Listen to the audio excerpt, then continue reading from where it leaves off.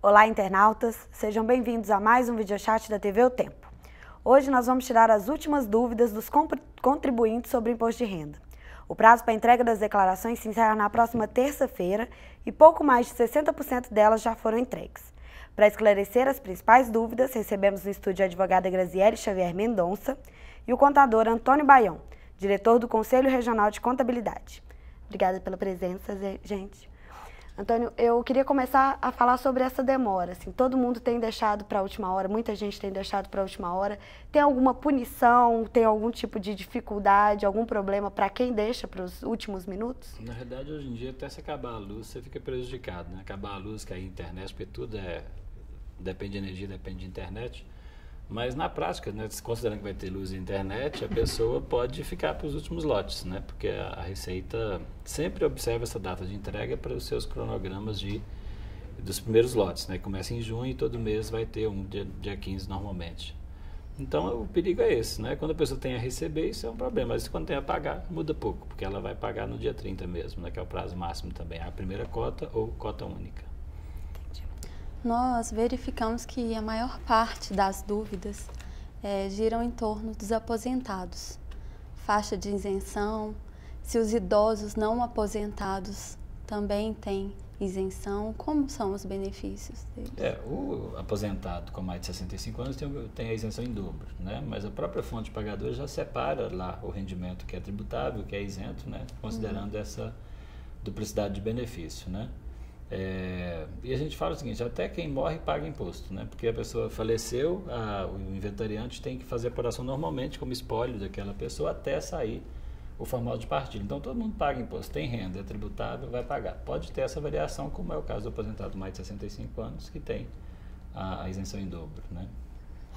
Tem uma pergunta aqui do Cristiano e tem outras perguntas acerca desse mesmo tema, que é, filho que é maior de idade, mas que a mãe paga faculdade, dentista ou plano de saúde, pode constar na declaração de imposto da mãe?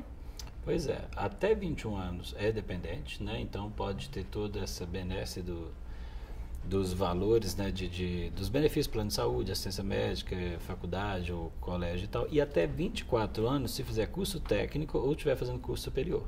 Então é essa a limitação, né? E aí é importante lembrar que se essa pessoa tem renda, aí eu posso tê-lo como dependente, mas também lançar a renda desse dependente.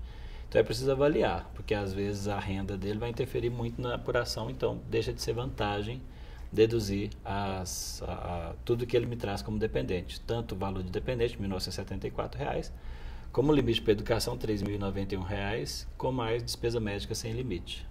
Então tem que avaliar qual que as duas situações podem ser exercidas este ano, se for melhor não tê-lo, ano que vem se for, pode voltar a ser dependente, então isso é todo ano tomar a decisão, né? Com relação aos planos de saúde, é comum as famílias terem benefício agregando vários membros no plano. Seria possível os dependentes e não dependentes lançarem os valores pagos por um membro da família?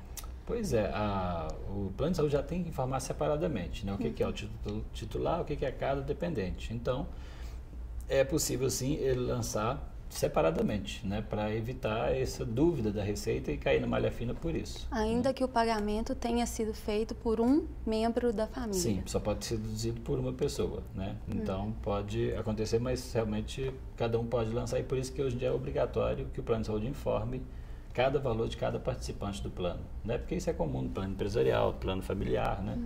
Então é importante deduzir uma pessoa só, uma vez só. E como que é feito o lançamento de ações trabalhistas? Tem uma ficha específica que desde 2010 chama RRA, Rendimentos Recebidos Acumuladamente, né? Que a pessoa vai lançar esse total de acordo com a sentença, de acordo com o julgamento e o valor efetivamente recebido. Tem um campo específico lá na ficha de pagamentos para lançar os honorários de advocatício de sentença trabalhista, porque ele se torna dedutível para esse caso. E na hora que eu fizer essa RRA, eu tenho que decidir, eu quero tributar definitivamente na fonte ou se eu quero considerar tributável e somar os demais rendimentos. Então é uma opção que eu tenho que simular para saber qual que é melhor. Mas o mais importante é, antigamente a gente falava, eu recebi 100 mil reais de sentença judicial, né, de reclamação trabalhista, eu só descobria o que era tributável, o que era indenizatório e fazia isso tributando no dia que eu recebi. Hoje é feito de acordo com a quantidade de meses que foi a condenação. Então, se 100 mil se refere a 20 meses, vai ser 100 dividido por 20, e se alcançar a tabela de tributação, vai tributar naquele mensal. Então, ficou mais barato, né, de 2010 para cá, tributar esse tipo de rendimento. Essa RRA vale também para quem foi mandado embora, para quem recebeu a acerto? Não, porque aí já tem especificamente, né, a ficha lá do Fundo de Garantia nos rendimentos isentos não tributáveis, o 13º para tributar exclusivamente na fonte. Então, isso aí é só uma discussão judicial, quando há esse tipo de discussão judicial, ou quando às vezes a pessoa recebe uma indenização do governo, uma pessoa que tem uma área que cedeu para o INCRA. Então, são esses casos, né? Mas a indenização trabalhista normal não há que preencher a RRA por isso. Entendi. Nós sabemos que existe uma tabela progressiva de alíquotas do imposto. E ela é facilmente percebida quando você tem uma única fonte de renda. O contribuinte consegue prever melhor qual vai ser o tributo devido durante aquele ano. Como que ele pode percebê-la e fazer o cálculo, provisionar um tributo devido quando ele tem mais de uma fonte e possivelmente atingirá uma nova alíquota? Sim. Isso é muito comum, porque às vezes a pessoa nem tem tributação numa fonte e paga 7,5% numa outra fonte ou 15% numa outra fonte, né? E quando junta, ou mantém os 15% ou vai para 22,5%, que é uma das alíquotas, e ela tem uma surpresa, porque além de ter pago durante o ano, tem que pagar no ajuste também. Então ela, na realidade, até é quase que obrigatório que todo mês ela faça esse ajuste com as duas fontes e tributa e paga no final do mês seguinte a diferença. Através do Carnê-Leão. Exatamente, o código 190 do DARF, né? Esse seria o ideal. Mas muita gente não faz e, principalmente quando não há retenção em alguma das fontes, isso pode sair muito mais caro no final. Então, por isso chama de declaração de ajuste anual. Porque, em tese, eu já paguei o imposto todo, eu vou só agora fazer essas contas para incluir eventual despesa dedutível que não incluiu antes, alguma coisa assim, né? Mas o fato é que é possível todo mês a pessoa somar seu rendimento e observar qual a alíquota que ela enquadrou e eventualmente pagar lá a diferença no DARF 190, que também é recuperável no final do ano agora na hora de fazer a declaração, né? Mas para não ter uma surpresa muito grande, seria uma medida planejada, né? E o Carnê-Leão, como que ele funciona, para quem que ele serve? Eu acho que é bom a gente esclarecer. Todo mundo que tem mais de uma fonte, por exemplo, se eu tenho rendimento de salários e tem rendimento de aluguéis, de várias pessoas físicas me pagando, é um dos casos, né? Eu pegaria lá todos que me pagaram aluguel no mês, mais o meu rendimento de emprego do mês, somo esse rendimento e aplico na tabela no valor bruto, né? O somatório de tudo nessa tabela maior. E já recupero o que foi retido na fonte esse mês. E o que der de diferença eu recolho no final do mês seguinte. E a Receita disponibiliza também um software para essa finalidade, né? Que agora na declaração anual eu posso importar os dados e que evita erro, que facilita aí o trabalho durante o ano de fazer a apuração. Mas então, deixa eu ver se eu entendi. Por exemplo, se eu tenho imóveis de aluguel, eu recebo vários imóveis e faço o Carnê-Leão. É uma das possibilidades. E o meu vínculo empregatício eu já deduzo na fonte. Isso. E na hora de fazer a declaração, eu migro os dados do Carnê-Leão para a declaração? São essas duas situações, porque mensalmente eu vou apurar, né? Juntar essa fonte do trabalho com mais essas de aluguéis, vários de pequeno valor, e já tributei e paguei a diferença. E esses dados que eu apurei o Carnê-Leão mensalmente, eu faço a importação agora nessa declaração anual. Entendi. Então eu pago por mês e declaro anualmente. Anualmente, pagar por mês é só para não ter essa surpresa ruim agora de ter pagar um valor muito grande valor, né, a ser pago. Você paga parcelado em 12 vezes. Isso. E a Receita aceita, né, quando você tem retenção nas duas fontes, você só apurar no final do ano, porque você pagou dentro de cada situação a alíquota correta e no final do ano você vai ajustar, né? E quando tem mais de uma fonte, quase que invariavelmente você tem que complementar depois o imposto, né? Porque a tabela é progressiva, né? Então, os dois rendimentos é maior que um, acaba que pode chegar numa segunda tabela, noutras faixas, né? Então, essa é a grande questão, sai cara a conta. Entendi. E quanto aos empréstimos, eles não são, podem representar um acréscimo patrimonial apesar do pagamento futuro. Isso. Como eles devem ser lançados? O valor recebido e o valor já pago? Sim. Aí eu tenho duas situações. Às vezes eu peguei um empréstimo para comprar alguma coisa. Então eu lanço essa alguma coisa como bens e esse empréstimo como dívida. Então na hora que eu fizer a análise da conclusão fiscal da declaração, eu vou ver que houve uma variação patrimonial incompatível com a minha renda. No entanto, na hora que eu deduzir a dívida, vai ver que torna compatível, né? Então, é importante sempre o contribuinte lembrar da necessidade de ter conclusão fiscal da declaração, saber da evolução patrimonial compatível com a renda dela, né? E chamar a atenção também dos gastos de cartão de crédito, cartão de débito, né? Que as administradoras têm essa informação na mão, a gente às vezes não acha que isso não está controlado pela Receita e está sim, né? Então, pensar nisso também, qual que é meu perfil de consumo com cartão, né? Para saber se, depois que eu contabilizei lá meus bens, minhas aquisições, se a minha renda continua compatível, né? Porque essa conclusão tem que ser feita e nem todos os dados estão nessa declaração. Então, eu tenho que ter uma ideia de todo esse perfil do ano, né? De consumo, de gasto, desembolso e tal. Mas ok, contar o empréstimo, ou seja, lança como dívida e nos anos seguintes eu tenho que gerar renda para fazer o pagamento dessa dívida. Né? Tem uma pergunta do Cláudio, de Belo Horizonte, que ele pergunta se um aposentado que recebe aposentadoria, mas continua trabalhando e recebe um salário inferior ao valor mínimo, somando as duas, a aposentadoria com o salário, ele chega ao valor, ele tem que declarar. Ele tributa os dois juntos, né? Ele se teve na fonte do aposentado, da aposentadoria, já considera pago e recupera agora, mas ele vai somar os dois rendimentos para fins de decisão da tributação final. Então, corre risco de ter pago na fonte e ter que pagar mais ainda agora. Tem uma dúvida muito comum também do que é devolvido, assim. Tem várias especulações de quem não entende muito. O que define se a pessoa vai pagar ou vai receber? Porque veja bem, quando a pessoa tem um emprego, né, ela está sofrendo retenção na fonte, o que a empresa considera para descontar na fonte? O INSS que ela paga, os dependentes que ela cadastrou como filho, como esposa e tal, eventualmente plano de saúde quando a empresa administra isso. Né, e pronto, aí desconta na fonte. Mas quando eu vou fazer a declaração, vamos que o plano de saúde eu contratei particular. Então eu vou lançar, é dedutível. Então já é uma dedução que a empresa não considerou. Então já começa a gerar restituição porque eu acabei pagando a mais. Né? E lembrar que a restituição é no máximo o valor que eu paguei na fonte. Porque às vezes a pessoa nem pagou na fonte e quer receber, né? Não existe imposto de renda negativo. Querer todo mundo quer. Seria ótimo, né? Mas então, ou seja, às vezes dá a restituir exatamente por alguma despesa que não foi considerada, como é o caso de despesa de instrução, né? Que geralmente a pessoa sofre a retenção sem considerar essa despesa de pagamento de colégio, faculdades, né, os cursos em geral. Então, na hora que ela informa essa despesa de instrução, acaba que pagou a mais na fonte. Entendi. E esses valores não são fixados por percentual, são valores fixos. Isso, o caso de educação 3.091 por pessoa, ou seja, o titular e cada dependente, dependente R$ 1.974, né? Despesa de médicos, dentistas, plano de saúde, não há limite, portanto é o que mais a Receita fiscaliza, né? Então a pessoa tem que pensar o seguinte: eu gastei 15 mil de faculdade, eu vou deduzir apenas 3.091, né? Mas tem que considerar para a análise da renda que ela gastou 15 mil, né? Senão ela considera só o 3.091 que foi dedutível, não. O que foi gasto foi 15 mil reais, né? Nessa hipótese a gente está colocando aqui. E as doações? Os valores doados para instituições filantrópicas podem ser lançados? Devem, né? Deve achar uma boa instituição para doar. Por exemplo, o FIA, né, o Fundo da Infância e Adolescência, que ano passado a Receita experimentou prorrogar até 30 de abril a doação e deduzir no mesmo ano, esse ano está valendo de novo. Então, a pessoa que faz a declaração completa pode deduzir até 3% do seu imposto para doar para Fundo da Infância e Adolescência, escolhe a entidade, ela paga o mesmo valor, só que 3% numa guia, 97% em outra guia.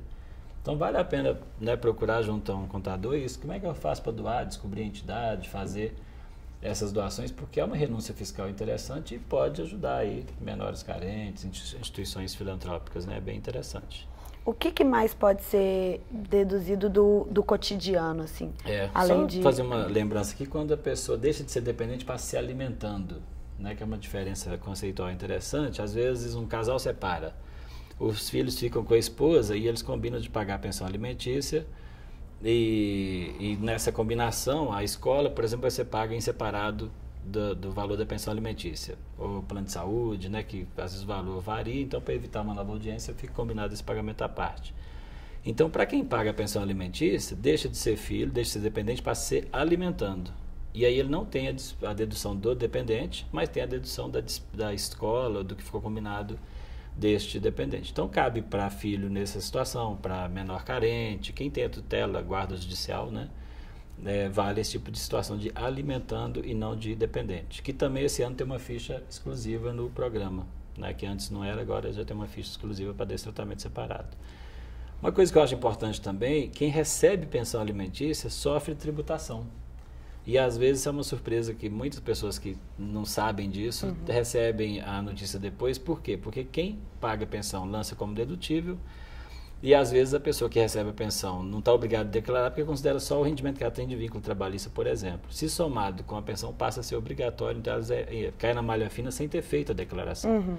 E às vezes é um custo que a pessoa não tem ideia de que vai existir, porque quando está fazendo o acordo pensa que aquele valor é só para alimentação, manutenção dos filhos, enfim, ou da esposa, né? Ou do marido. E acaba que isso interfere na tributação, sim. Então, ter cuidado com isso, porque isso pode ser uma malha fina sem ter feito a declaração. Não muito boa. Não muito boa, nada boa, né? Porque depois de perdido o prazo tem multa, tem que, se tiver imposto a pagar também a multa no valor das parcelas ou da cota, então é caro. Tá, nós falamos de plano de saúde, escola. O que mais que pode entrar como dedução? O valor de dependente, né? E as despesas médicas, né? Então essas são as 4 deduções padrão, assim, que são fiscalizadas, né? E quando despesas médicas, lá tem na ficha de pagamentos cada especialidade, fisioterapia, psicologia, médico, plano de saúde no Brasil, plano de saúde no exterior, né? Bem separadamente. Então isso aí tem que ter maior cuidado. Teve uma notícia, acho que meados do ano passado, que despesas de academia e outras coisas poderiam entrar no futuro. É um projeto, ainda não é só cursos regulares, né? A gente fala graduação, pós-graduação, ensino médio, ensino infantil, né? Escola regular, os cursos livres, materiais, né, livros, ainda não pode. Tem um projeto de lei para isso ser possível, mas ainda é só projeto de lei. Ainda é projeto. Que seja bem-vindo. Quando nós falamos em dependentes, pensamos mais nos descendentes. Mas os ascendentes, os nossos pais, avós, também podem ser incluídos como dependentes. Podem, e com essa situação de eventualmente lançar a renda deles também, né? Quando eles têm renda de aposentadoria ou qualquer outra, né? Mas podem sim, às vezes um plano de saúde é muito caro, né? Tem esses benefícios aí para poder compensar. Né? Toda vez que você vai ter um dependente, tem que sempre avaliar qual é o perfil desse dependente. Se é um dependente sem renda, é sempre bom.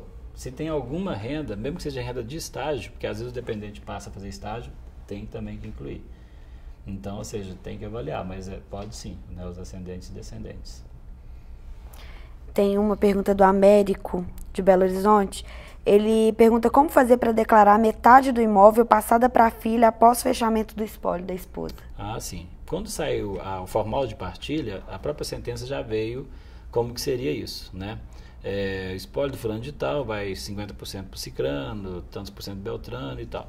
Aí ele informa lá na declaração de bens e direitos, a descrição do bem, se é apartamento, terreno, veículo, o que for, e o percentual.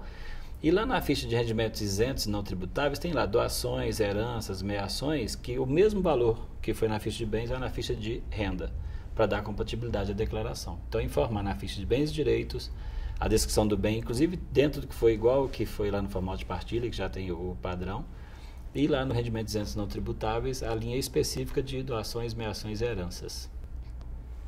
Que aí não dá impacto tributário nenhum, né? Chega isento. Entendo. É importante conversarmos também sobre a declaração de casais. Muitos casais têm patrimônio único, individual de cada um, outros somam o seu patrimônio. Como é feita essa declaração? Apenas um declara, ambos? Isso.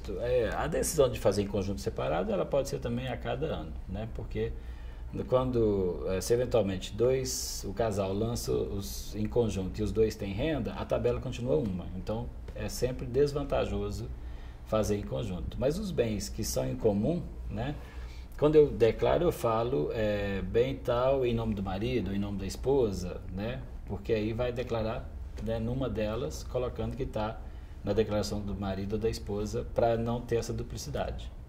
Né? Mas o mais importante é avaliar essa declaração em separado. Quando eu faço na mesma máquina as duas declarações, ao informar o CPF do esposo, da esposa, o sistema já busca os dados que precisam repetir nas duas, né? Como o total de rendas, base de cálculo, deduções. Então, fazendo no mesmo computador, a facilidade do sistema já ajuda nesse aspecto, para evitar erro de preenchimento. Ambos devem informar que é cônjuge do outro. Sim. E declarar que os bens estão informados na outra declaração. Exatamente. E exatamente, quando está no mesmo sistema, no mesmo computador, tem essa vantagem do próprio sistema buscar os dados. Na hora que eu encerro as declarações, né, faço a apuração, de já buscar os dados do casal. Então é legal, na hora que eu informo o CPF, ele já busca. O sistema é esperto. Tem uma pergunta do Jardel, também de Belo Horizonte. Como calcular o valor de pagamento do empregado doméstico e se existe um valor máximo? Sim, na realidade é o INSS do empregado doméstico, que é 12% do salário mínimo por mês. Então dá R$ 986,20 no ano passado. E o que isso é interessante? Eu tenho que ter o PIS do doméstico, né, que eu vou lançar como dedução, porque senão eu não consigo lançar essa dedução, e é depois do imposto pago que eu tenho esse benefício. Porque alguns benefícios, como despesa de instrução, dependente, eu deduzo da base de cálculo, né, do rendimento bruto, para chegar na base de cálculo. Esse não é um incentivo fiscal do imposto. Então, na hora que eu tenho, por exemplo, R$1.000 a pagar, eu vou ter 986 de incentivo de INSS patronal doméstico, eu vou pagar R$15. Né? Então, isso é muito interessante. Muita gente não usa esse benefício. Com essa nova lei das domésticas, está falando em extinguir esse benefício e reduzir o custo durante o ano da parte patronal. Né? Que seja, mas o fato é que ainda é possível ter esse benefício e pouca gente está utilizando dele. Mas é principalmente ter o PIS do doméstico. A declaração do microempreendedor individual é especial? Ela agrega o patrimônio da pessoa jurídica? Na realidade é uma declaração só, né? O MEI foi definido porque ele é uma pessoa jurídica sim, mas tinha essa confusão de fazer duas declarações. Então ele está fazendo uma só que vai sanar as duas obrigações, né? Então vai facilitar nesse aspecto. E o MEI, né, aquele perfil que fatura até 60 mil por ano, né? Então é uma pessoa jurídica que não emite nota fiscal, né? É um projeto de inclusão previdenciária, né? Porque o governo basicamente arrecada 5% do salário mínimo com previdência, né? R$1 de ICMS e R$5 de ISS. Então um valor muito pequeno aí para um faturamento razoável de 60 mil, né, por ano. E, doutor, como que a gente declara consórcio de imóveis ou de veículos? Ok. Também na ficha de bens e direitos, né?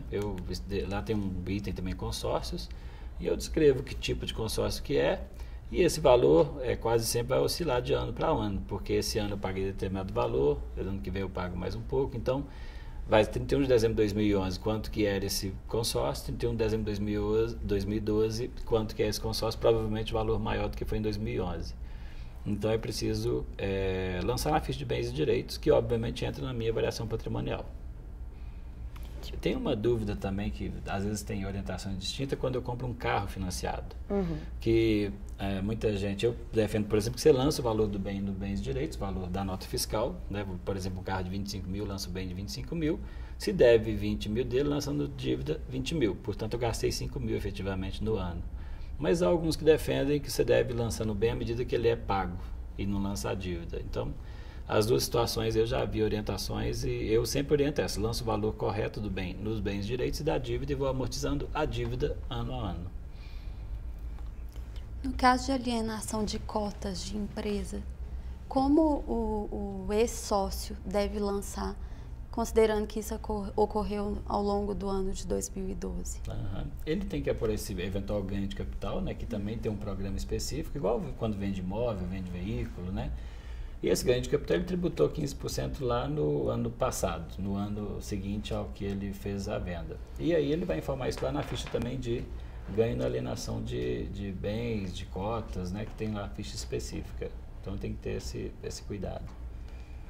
Acho que as dúvidas sobre esse assunto não acabam mais. Tem o PGBL e o VGBL, né? Que é bom lembrar que o P de Previdência gera incentivo fiscal de 12% da renda e o V de vida não gera. Então o P é como pagamento e o V como bens e direitos. Entendi. Quero agradecer a presença dos dois. Obrigado por ter tirado um pouquinho das dúvidas. Lembrando que as declarações podem ser entregues até o dia 30 e o Jornal O Tempo continua tirando as dúvidas dos contribuintes aí até a próxima terça-feira. Até a próxima.